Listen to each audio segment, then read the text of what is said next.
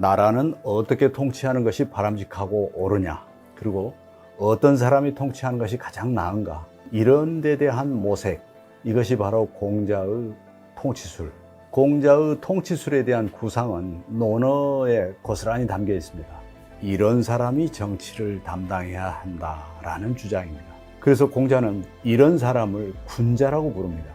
그래가지고 무엇을 배우고 어떻게 처신해야 군자라고 부를 수 있는지에 대해서 평생 언급하고 그 내용이 논어에 고스란히 담겨 있습니다. 그러면 군자라는 말은 무슨 뜻일까요?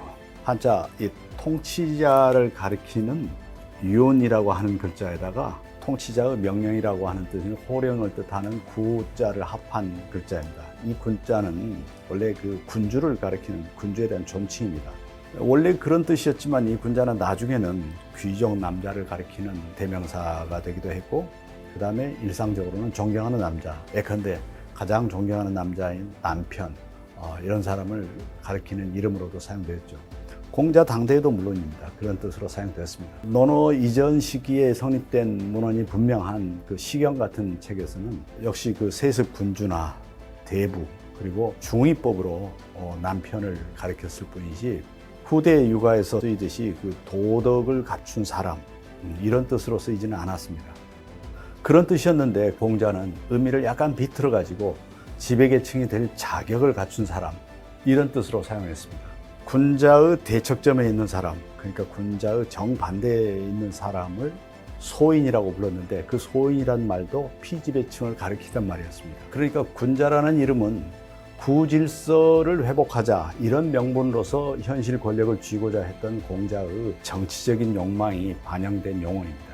제자들에게 너희들이나 나나 현재의 신분은 비록 병대부와 같은 지배계층은 아니지만은 미래의 지배계층으로서 이상적인 인재가 되어야 된다. 이렇게 공자는 미래 사회의 모형을 과거에서 찾게 됩니다. 그러면 공자가 말하는 군자, 이거 어떤 사람일까요? 공자는 우선 무가 아닌 문에 대한 소양을 가장 강조합니다. 그 다음에 두 번째로 시경, 서경과 같은 국가적인 고전들, 이런 것을 익히고, 그 다음 예, 그리고 악, 이런 것에 대한 조회를 갖추고 궁극적으로 인을 완성해야 군자라고 부를 수 있다, 이렇게 말합니다. 공자의 사유체계는 군자를 향한 구상이라고 말할 수 있습니다. 바람직한 지배계급에 대한 생각입니다. 완전한 도덕적 인격을 갖춘 사람에 대한 사유가 아닙니다. 시경, 서경과 같은 고전을 익히고 예와 악에 대한 조회를 갖추고 인을 완성한 군자, 이런 사람은 어떤 특징을 지니고 있는 걸까? 첫째, 논어에는 이 군자불기라고 하는 표현이 있습니다. 군자는 그릇처럼 일정한 용도만 갖추지 않는다, 이런 뜻입니다. 예컨대 예에 뛰어나다고 또는 악에 뛰어나다고 그런 특정한 능력을 가지고 군자라고 규정될 수 있는 것은 아니다, 이거죠. 둘째, 군자 유어의 소인 유어리라고 하는 표현이 있습니다. 군자는 유어의이고 소인은 유어리다. 이 유라고 하는 말을 우리말로 번역하자면 밝힌다, 이런 표현입니다. 군자는 의를 밝히고 소인은 리를 밝힌다, 이런 뜻입니다. 이 문장에서 의는 모두 이익을 뜻합니다. 그리고 리는 반대로 개인적인 사적인 이익을 뜻합니다. 그러니까 달리 말하자면 군자는 대의를 추구하고 사적인 이익을 취하지는 않는다, 이런 표현이 되겠습니다. 그래서 쭉 종합해서 군자가 뭔가, 이것을 정리해보면 이렇게 정의할 수 있겠습니다.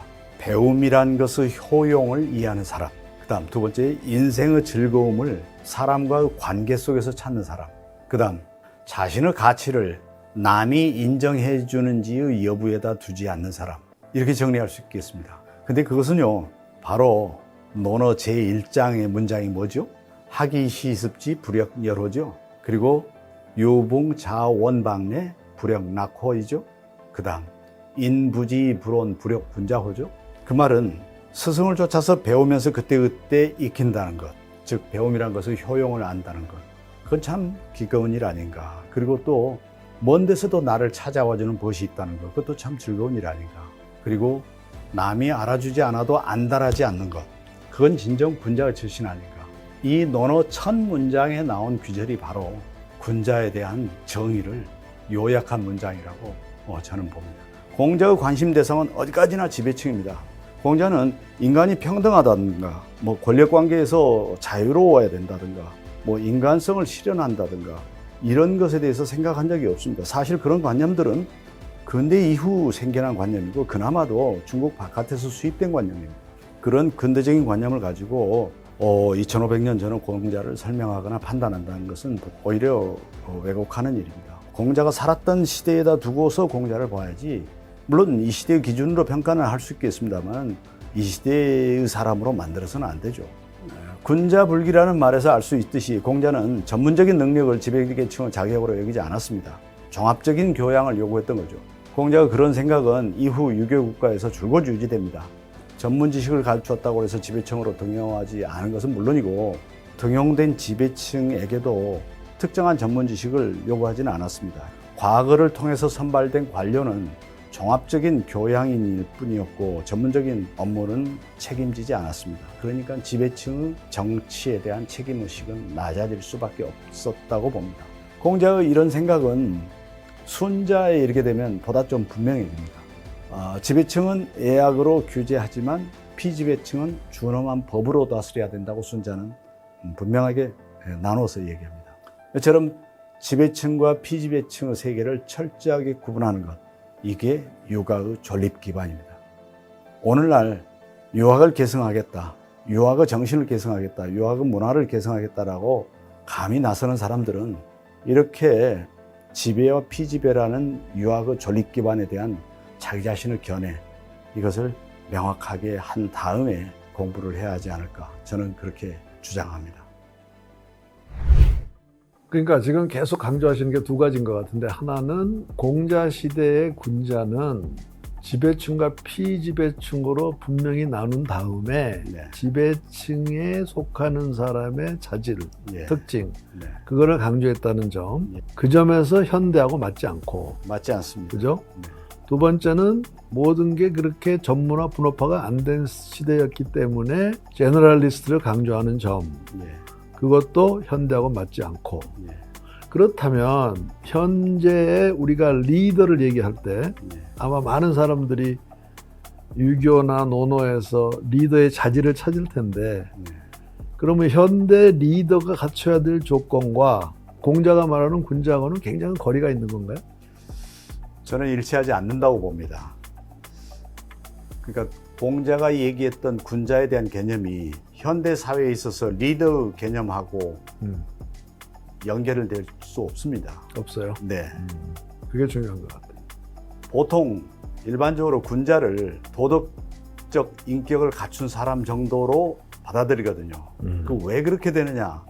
서양 근대 문화가 서양 문화가 들어오기 시작하면서 중국에도 철학이 있다. 그리고 공자를 철학자로 보기 시작하면서 논어를 철학서로 보기 시작하는 거죠. 철학서로 설명하기 시작하는 거죠. 그러면서 군자를 철학적으로 높은 식견을 가진 사람으로 이렇게 오해를 하면서 퍼뜨리기 시작합니다. 그래서 굉장히 재밌는 게 그 군자에 대해서도 공자가 뭐라고 딱 정의를 안 하고 그것도 아니고 저것도 아니고 그걸로 부족하고 이렇게 얘기를 하잖아요. 그것도 굉장히 헷갈리는. 가르치는 방식이, 모든 개념에 대해서 가르치는 방식이 다 그렇습니다. 네가 알아서 스스로 깨달아라. 그렇습니다. 그거죠. 네. 그래서 이제 옛날에는 뭐 스승한테 가서 3년간 뭐 물만 나르고 심부름만 하다가 어느 날 깨닫는다. 그런 학습 방법이, 그러니까 암묵지를 통해서 이렇게 느껴지는 그런 학습 방법이 상당히 멋은 있을지 모르지만 현대하고는 전혀 안 맞는 것 같아요. 그러니까 제너럴리스트로서 어떤 정도 교양을 갖추는 데는 그것이 필요할지 모르나 보편적인 어떤 전문 지식을 전달하는 수단으로는 도대체 사용될 수가 없죠. 네. 그런데 참 멋있네요. 그 아까 왜 군자가 갖춰야 될 세 가지가, 하나는 이제 첫 번째는 군자 불기였고, 두 번째는 군자는 의를 쫓고 소인은 이를 쫓는다. 이것도 굉장히 매력적인 말인 게, 의라는 게 요즘 표현하면 공익이거든. 공익이죠. 공익을 추구하는 사람과 사익을 추구하는 사람을 딱 비교해가지고 그렇습니다. 군자와 소인으로 네. 딱 해버리니까 뭐 요즘에 대부분의 사람이 자기 사익을 추구하잖아요. 그러면 현대에는 모두 소인이 돼버린 것 같아요. 그렇습니다. 그리고 세 번째는 너무나 멋있어요. 태어나지만 교만하지 않고. 네. 그 말도 얼마나 멋있습니까? 태어나지만 교만하지 않고. 근데 종합해서 얘기하면은 공자의 군자론은 현재 리더십 이론으로는 맞지 않다.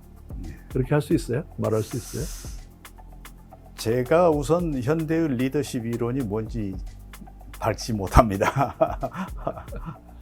현대 리더십 이론에서 가장 중요한 것은 여러 가지가 있지만 결국은 내가 같은 동등한 사람들 가운데서도 소통을 하고 뭐 코치를 하고 이런 식의, 그죠?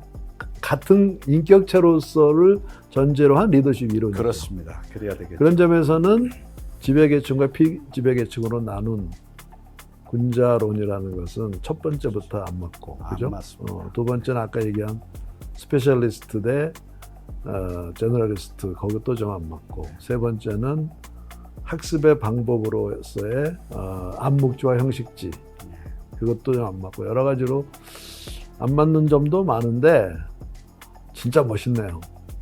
그 멋있게 느껴지는 것은 문자 묘미입니다. 그 문자가 이미지거든요. 상징들이거든요. 네.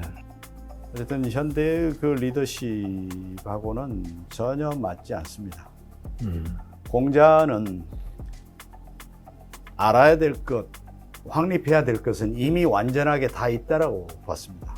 이미 성인이 갖추어놓은 것을 습득하는 것이 문제지, 자기 자신 각자가 서로 연찬을 해서 창의력을 발휘해서 가치를 형성해 나가고 이런 것은 없습니다.